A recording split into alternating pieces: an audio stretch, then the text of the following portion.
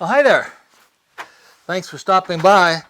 It is sure cold out there. I'm up in northern Nevada, north central Nevada, and we've had near blizzard conditions for several days. But in spite of that, didn't mind at all driving through the snow and 6 miles into town to pick up this package. Something I've been waiting for a while. And actually, I've been searching for this particular lens for many months, and to find it configured the way I wanted it is very rare. And I was just lucky to find a fellow in Germany whose dad used to work for the Schneider company. And this is a Schneider 47 millimeter Super Angulon, not the XL version, but it'll be perfect on my 4x5. And Schneider used to work with Linhof, and frequently, Linhof would come over and check all the best prime lenses from Schneider, and they would pick the best, and then they'd brand them as Linhof, and they'd be called Linhof Select. So this was part of that series, and it is just very sharp, has a good size image circle, won't cover a 4x5, but it'll cover 6x12 with a little vignetting, 6x9 beautifully, and anything smaller than that is just perfect. And I love to shoot roll film on my 4x5, but in order to shoot roll film and get anything like a wide angle lens, you have to have the lens and the film plane very close together. Like, for example, on a Hasselblad, a 6x6 2¼ square format, the normal lens is an 80 millimeter, and a wide angle would be like a 50. So in order to get something like a wide angle on a 6x6, I found the closest thing to it. This is a 47, and unlike the Hasselblad and the Rollies that don't have the swings and the tilts, back in the day I shot a lot with the Hasselblad, and that was one of my cameras that I love so much, but always regretted not having the swings and the tilts and the features of a view camera. But today I have that. So I can shoot roll film. It's much more economical, a lot less expensive than the 4x5, and the selection of emulsions is much better. Today we're experiencing a resurgence in film photography. It's really exciting to share my experiences with folks that are just kind of getting back into it or just starting up into it. And I'm teaching large format photography, and I use my little Shinhao, not a Shinhao, I have a 6x17 Shinhao, but the 4x5 Nagaoka is what I usually use, and you'll be seeing that. But I'm pretty excited about getting into the studio and opening this up, so come on and join me. Well, I've just unpacked this little gem. It's packed very well, and it looks absolutely pristine. This looks like it's brand new. This, of course, is that Schneider Super Angulon 47 millimeter. Oh man, this looks like it just came right from the factory. And let's see, this is see how the diaphragm opens and closes. And of course, we're going to look at these closer here in a second, but I get that wide open. I'm really pleased with this.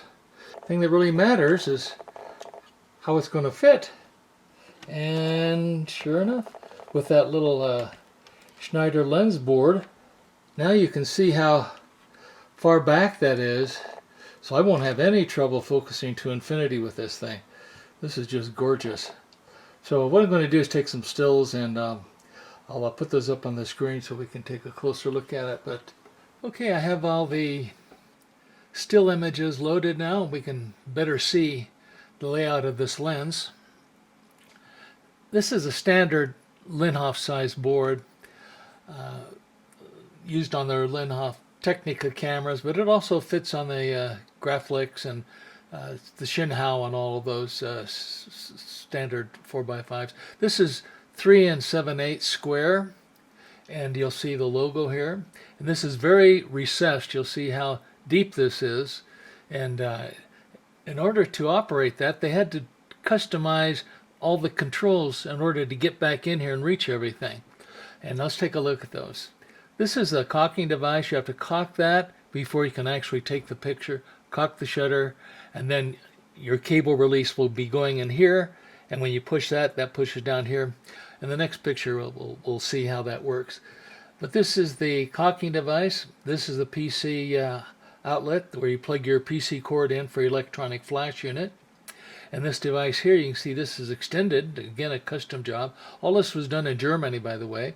It's a German lens, Schneider, and they made this custom board for this type of lens. But this allows you to reach in here and open and close the shutter. You have to open it, of course, to focus and see your image while you're focusing on the ground glass with the view camera.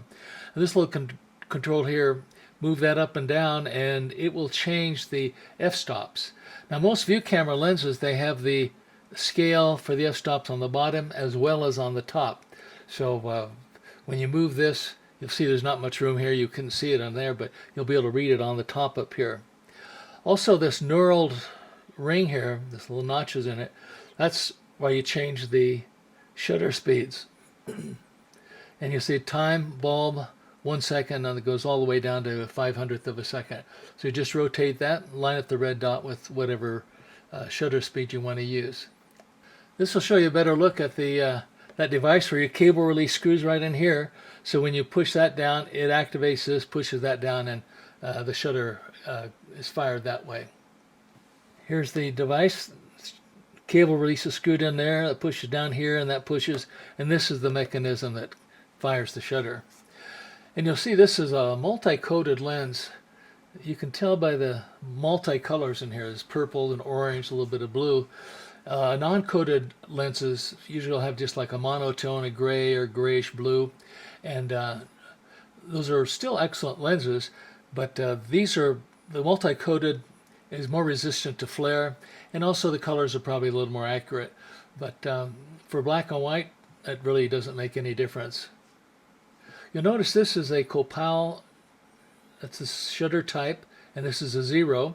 There's a, and that determines, that's the size of the opening that the shutter needs to mount into.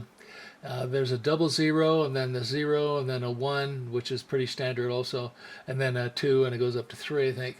But this is what you have to match up with the lens board.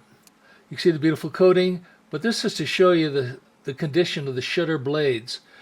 That's one thing you want to look for when you're considering buying one of these view camera lenses.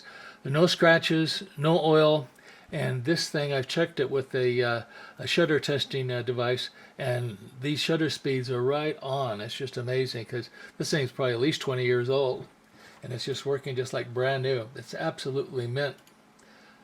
You see the shutter blades are open now, and this is the position you would have it in when you're taking the picture, or to focus, I should say. Focus with it wide open, and you can also stop down, use this to stop down to the desired taking opening, and that'll help you check your depth of field.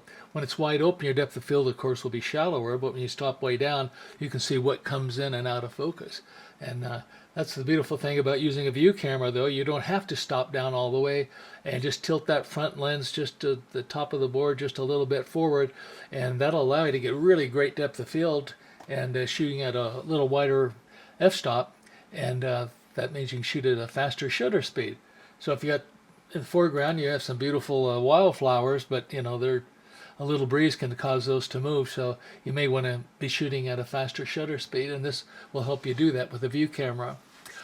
You'll notice the front of this lens board, you see how deep this recessed is? Most lens boards that are recessed are only about half this size, but the distance from here to the back of this rear element is more than twice the distance from up here.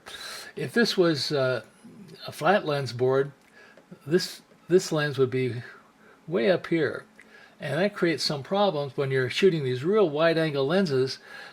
You want to be able to focus to infinity, of course, but that's kind of hard to do. So with some lenses, they're so wide-angle, you have to have them pressed up very close to the film plane. But with this one, I'll still have some slight movements on my 4x5, but most importantly, I'll have forward tilt, and that's what I use more than anything. Give me, again, that maximum depth of field and the wider f-stops if I desire to do that.